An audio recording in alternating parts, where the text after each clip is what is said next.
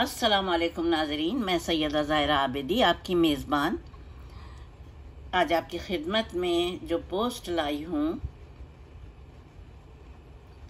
वो पाकिस्तान के एक मेगा करप्शन की पोस्ट है। शुरू करती हूँ। बिस्मिल्लाहिर्रहमानिर्रहीम। रब्बे शरह ली सदरी व यस्सिर ली अमरी वहलुल उक़दतम मिन लिसानी यफ़क़हू क़ौली। अल्लाहुम्मा सल्लि अला मुहम्मदिन व आला आले मुहम्मदिन कमा सल्लैता अला इब्राहीम व आला आले इब्राहीम इन्नका हमीदुम मजीद। अल्लाहुम्मा बारिक अला मुहम्मदिन व आला आले मुहम्मदिन कमा बारकता अला इब्राहीम व आला आले इब्राहीम इन्नका हमीदुम मजीद। जी, तो शुरू होती है यहाँ से इस करप्शन की कहानी कि ये तो आपको याद होगा, एडमिरल मंसूर अली ख़ान और दूसरे जो थे ये डबल शाह, लेकिन किस्से पारी ना हो गए। ठीक है, लोगों ने, वो तो खैर बड़ा उसका केस था एडमिरल मंसूर का, लेकिन इसमें लोग रो धो के मांग के पैसे बैठ गए चुपचाप। और ये ज़्यादा का था भी नहीं, 7 अरब रुपए का था। 3 अरब रुपए डबल शाह ने उस नैब को दे दिए थे, 4 अरब रुपए अपनी जेब में डाल लिए थे। और उसके बाद फिर वो कुछ ही दिनों के बाद वो बीमार हुआ और उसके बाद फिर वो ज़ाहिर खुदा के घर की हाज़िरी थी उसकी। अब वो 4 अरब कहाँ गए, बेचारे लोग रो धो के बैठ गए। और अब ये तो अल्लाह जाने और डबल शाह जाने। लेकिन अब जो केस आया है वो तो आपके होश ठिकाने आ जाएंगे सुनकर। ये एक डॉक्टर अमजद की कहानी है। डॉक्टर अमजद के वालिद डिप्टी कमिश्नर थे और ये खुद आईजी पंजाब सरदार मोहम्मद चौधरी के दामाद थे। अल्लाह ताला की मेहरबानी से घर में दौलत का खून बरस रहा था। तरसे हुए भी नहीं थे कि जो इतनी लालच सवार होती। डॉक्टर अमजद ने अपनी इस दौलत से ईडन हाउसिंग स्कीम की बुनियाद रखी। फिर स्कीम के 13,000 मेंबर्स के 10 अरब रुपए जमा हो गए, जो डॉक्टर अमजद ने अपने ज़ाती अकाउंट में डाल लिए।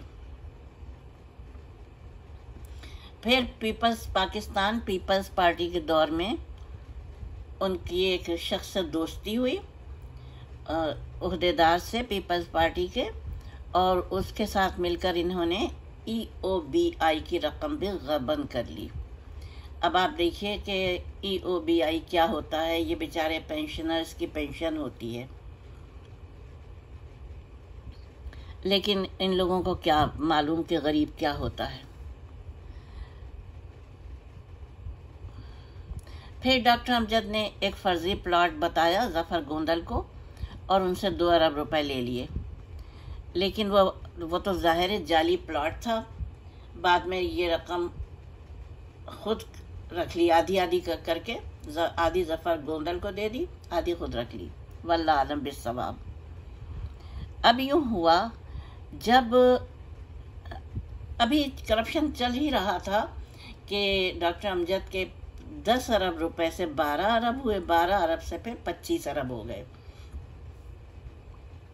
अभी लोगों को मालूम नहीं हुआ था कि ये जाली स्कीम है,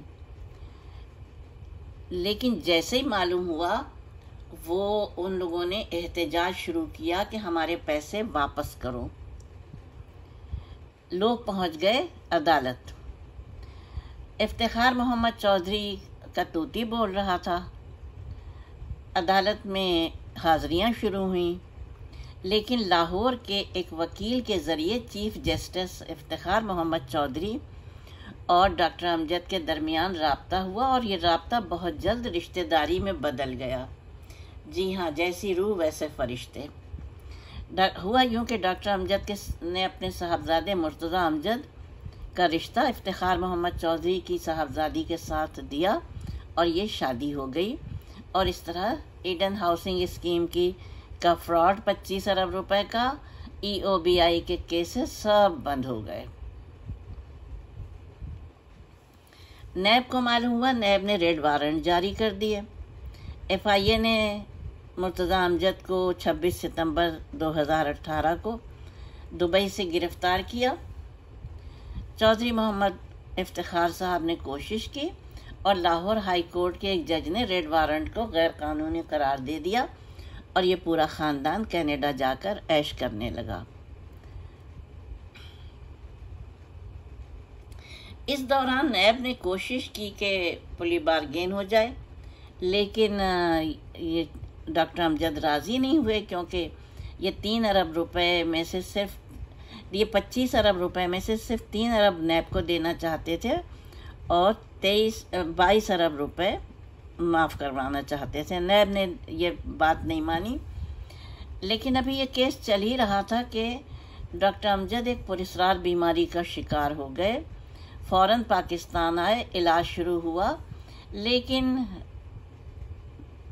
वही है, तबीयत बिगड़ती रही, जैसे जैसे दवा होती रही, यहाँ तक कि दुनिया भर के डॉक्टर्स, अद्वियात और इफ्तिखार मोहम्मद चौधरी कोई भी उनके काम नहीं आ सका और वो 23 अगस्त 2021 को लाहौर में इंतकाल कर गए। अब यूँ हुआ कि लवाहिकीन ने उन्हें खामोशी के साथ दफन करने की कोशिश की, लेकिन मुतासिरीन को खबर हो गई और ये प्ले कार्ड्स और पोस्टर्स लेकर पहले उसके घर और फिर जनाजे पर पहुंच गए। हर प्ले कार्ड पर लिखा था, हमारी रकम वापस करो,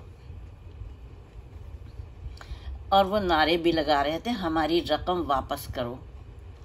रकम तो क्या वापस मिलनी थी।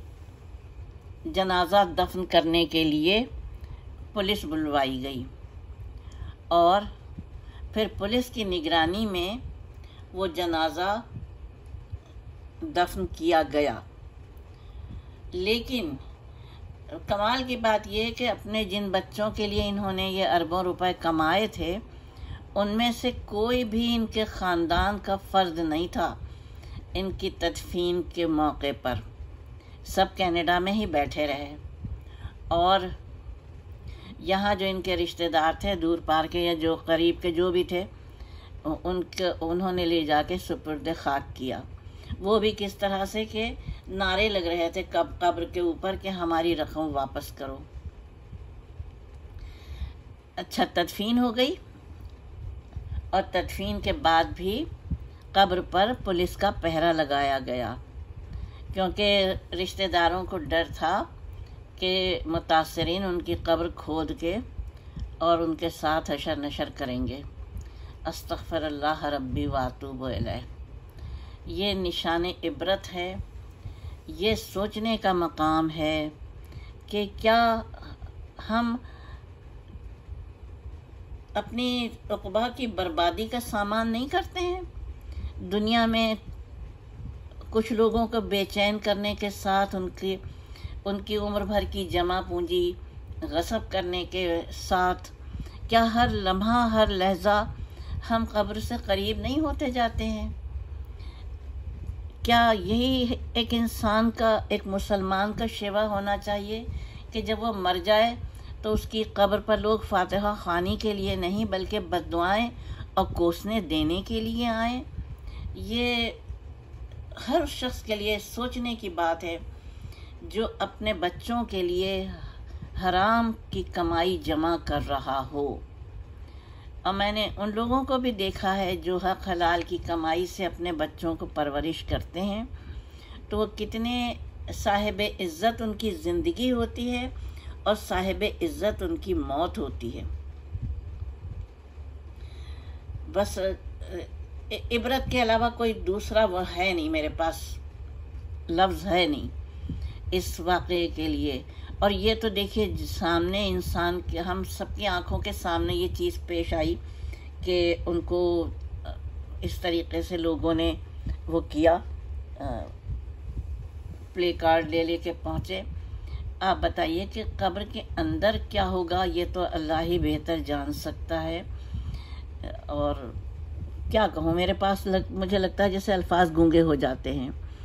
अल्लाह ताला हम सबको नेक हिदायत दे 4 दिन की ज़िंदगी में, क्योंकि हमारा जो लम्हा गुज़रता है हम अपनी कब्र से नज़दीक होते जाते हैं।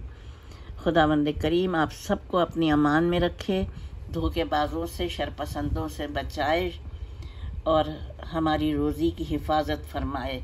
आमीन। व आखिर दावाना अल्हम्दुलिल्लाहि रब्बिल आलमीन वस्सलातु वस्सलामु अला खैरल मुरसलीन व अलैहि तय्यबीन अत्ताहिरीन। अपनी मेज़बान को इजाज़त दीजिए। खुदा हाफिज़। फ़ी अमान अल्लाह।